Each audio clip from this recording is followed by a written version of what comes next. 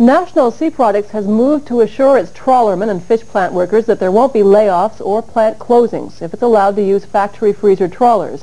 As Betty Cahill reports, company officials were responding to union fears that more than 1,000 jobs would be lost if freezer trawlers are licensed to operate out of Nova Scotia.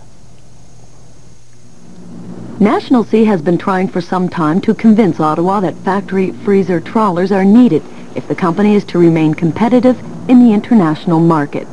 But government has been reluctant to approve licenses to operate the vessels here because of the fear that jobs in the fish plants would be lost.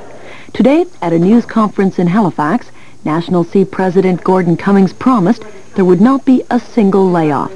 He says Lunenburg would be the only plant affected. There, Cummings says, there would be 25 fewer jobs, but they would be phased out through attrition. But the assurance that we gave our people in Lunenburg, where the impact will be, and indeed that we shared with the town council and other leaders in Lunenburg, is that no one who's working with us today will lose employment as a result of the introduction of the FFT.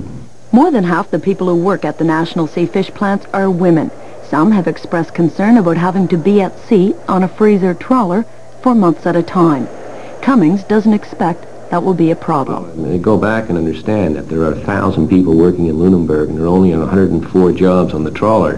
That is, the other 900 jobs are going to stay.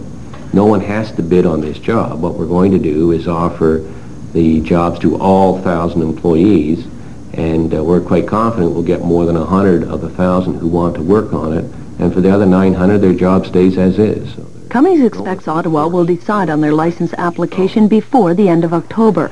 In the meantime, National Sea is going ahead with a plan to buy a used factory freezer trawler from the West Germans for $5 million.